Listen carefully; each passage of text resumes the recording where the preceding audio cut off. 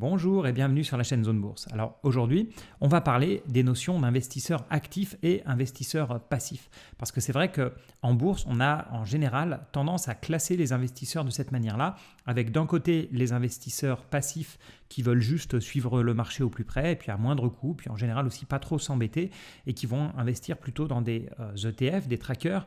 Et puis de l'autre côté, il y a les investisseurs actifs qui vont essayer de battre le marché. Donc en général, ils vont se comparer à un indice qu'on va appeler un benchmark et ils vont essayer de le surperformer. Donc dans cette vidéo, je ne vais pas parler de performance absolue, c'est-à-dire du fait de si on gagne ou on perd de l'argent, mais de performance relative. Donc on va toujours comparer les investisseurs actifs à un indice, donc si vous voulez, aux investisseurs passifs. En fait, il y a une certaine philosophie derrière toutes ces deux notions, c'est-à-dire que les investisseurs passifs vont penser que c'est relativement rare de battre le marché, que ça demande trop d'efforts ou alors que les coûts vont être trop élevés. Et puis de l'autre côté, les investisseurs actifs qui pensent qu'il est possible de battre le marché. Alors quand on parle de gestion active, ensuite, ça peut se faire de deux manières. Soit vous gérez vous-même votre portefeuille, comme la plupart d'entre vous qui écoutez ces vidéos, soit vous allez investir dans un fonds et cette fois-ci, c'est un gérant qui va prendre les décisions à votre place. Alors bien sûr, assez rapidement, la question qui vient à l'esprit, c'est qui a les meilleures performances et notamment en cas de crise. Alors, il n'y a pas vraiment de bonne réponse. Les partisans de la gestion passive, ils vont en général s'appuyer sur des études comme celle la plus connue de Standard & Poor's qui s'appelle SPIVA pour Standard & Poor's Index versus Active. Donc, on compare vraiment les indices contre la gestion active. Je vous mets ici, c'est très facilement trouvable, vous tapez SPIVA, vous allez trouver sur Internet les différents chiffres. On voit ici sur les États-Unis quel est le nombre de fonds qui va surperformer le S&P 500 ou bien le nombre de fonds qui vont surperformer le S&P 500. Et on voit ici sur un an qu'on a 40% des fonds qui vont battre l'indice américain et 60% des fonds, donc plus de la moitié, qui vont être en dessous.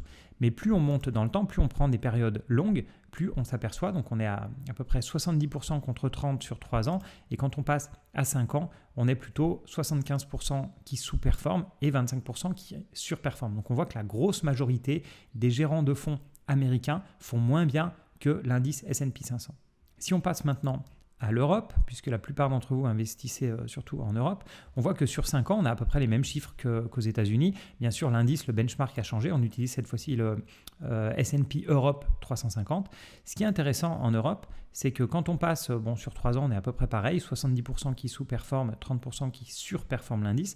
Mais sur un an, et c'est exceptionnel, à moi qui surveille ces chiffres régulièrement, sur un an, on a une majorité de fonds qui vont battre le S&P Europe 350. On a 62%, enfin 63% qui vont battre l'indice contre 37% qui vont sous-performer. Ça, c'est un peu spécial sur un an, mais sur quasiment tous les pays et toutes les périodes, vous allez trouver, surtout sur les périodes longues, vous allez trouver que là, on voit qu'on a des chiffres qui remontent jusqu'à 15 ans en Australie. Sur 15 ans, on a 86% des fonds qui font moins bien que l'indice australien.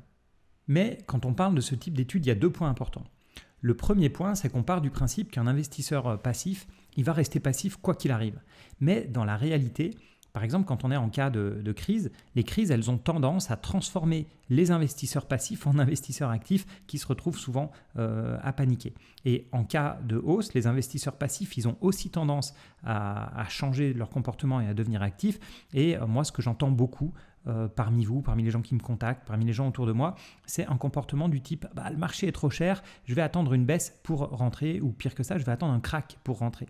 Et en fait, en faisant ça, tous ces investisseurs soi-disant passifs, ils ne se rendent pas compte qu'ils prennent une décision active qui est de ne pas investir maintenant. Ils anticipent une baisse, ou plutôt ils espèrent une baisse, et c'est vrai que ça a un énorme impact sur leur performance à long terme.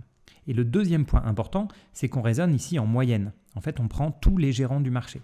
Mais comme partout, il y a des bons gérants et des mauvais gérants, sans parodier le sketch des inconnus. Donc, la majorité des gérants, on l'a vu, ils vont faire moins bien que les indices, mais il y a des gérants qui battent régulièrement le marché. Si je prends du côté zone bourse, les portefeuilles zone bourse, c'est un bon exemple. Ce sont des portefeuilles qui sont live depuis un certain nombre d'années et qui surperforment régulièrement les indices. Alors attention, bien sûr, les performances passées ne préjugent pas des performances futures, comme dirait l'AMF, l'autorité des marchés financiers.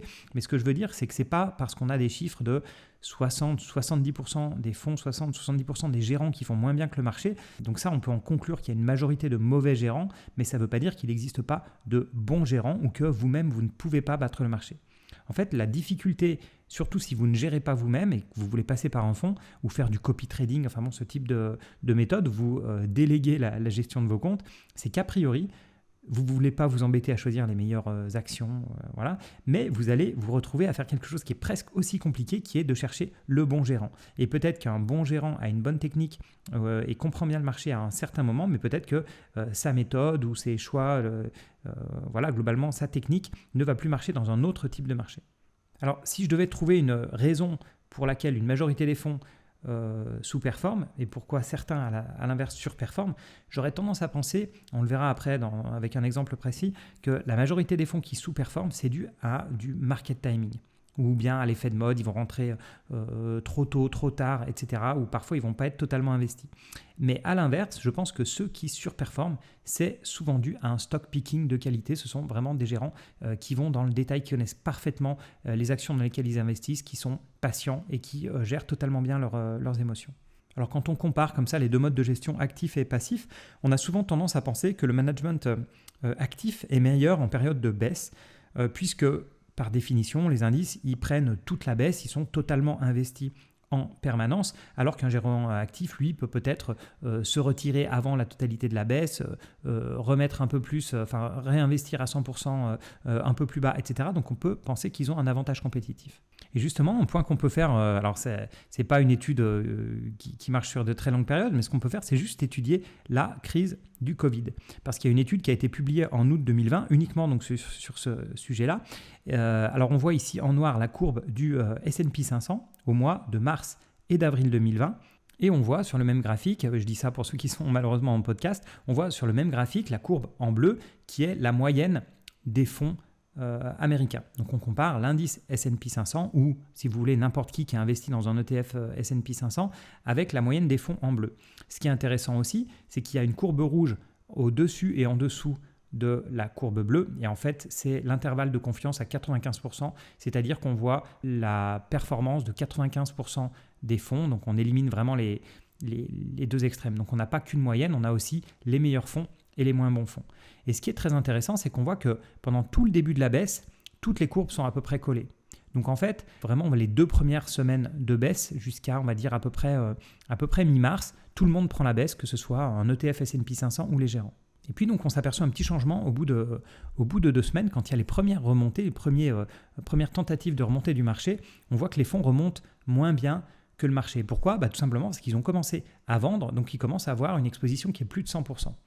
Et on s'en rend bien compte quand on arrive vraiment au creux. Et on voit qu'ils ont mal arbitré, ils ont dû revenir dans le marché, ressortir à chaque fois au mauvais moment, parce qu'au plus bas, finalement, ils arrivent à terminer plus bas que l'indice. Donc la moyenne des fonds est déjà inférieure, je ne parle même pas de la remontée, mais on parle du plus bas. Et au moment de la remontée, on voit aussi que la moyenne des fonds remonte moins vite que l'indice. Comme je disais, il y en a qui ont dû réduire la voilure, qui sont peut-être passés d'entreprises plus croissance à des entreprises plus défensives. Enfin bon, bref, quel que soit leur choix, ils ont fait des mauvais choix et en fait, ils ont loqué une perte, ils ont cristallisé de la perte, comme on dit en finance, tout au moment de la baisse. Donc c'est une perte qu'ils ne vont plus jamais retrouver, soit parce qu'ils étaient sous-investis, soit parce qu'ils ont fait des mauvais choix de gestion. Donc moi, en fait, ce que je trouve très intéressant dans ce graphique, c'est que déjà, on s'aperçoit que la baisse, en tout cas le début de la baisse, elle est prise par tout le monde. Pourquoi ? Parce qu'une crise type Covid, ça ne se prévoit pas. Donc sur l'arrivée de la crise, il n'y a aucun avantage des gérants actifs par rapport à l'indice. Donc le côté prévision, on oublie, c'est faux. On sait très bien, on n'arrive pas à prévoir le marché. Donc les gérants actifs n'arrivent pas à prévoir la baisse. Et on voit aussi, c'est ça qui est un peu inquiétant, c'est que la manière dont les fonds gèrent la baisse, finalement c'est pire que de rester totalement investis et ils perdent de l'argent à la fois pendant la période de baisse et ils en reperdent à nouveau pendant la remontée. Et ce qui est intéressant, comme je disais, c'est qu'on voit à la fois une courbe rouge qui présente les meilleurs fonds, une autre courbe rouge en dessous qui présente les moins bons, et on s'aperçoit qu'ils sont tous impactés, même les meilleurs fonds terminent la baisse en dessous, ou à peu près comme le marché, et en tout cas à la remontée, ils perdent quelques points de performance. En fait, pour moi, le vrai débat, il n'est pas de savoir si vous faites de la gestion active ou de la gestion passive.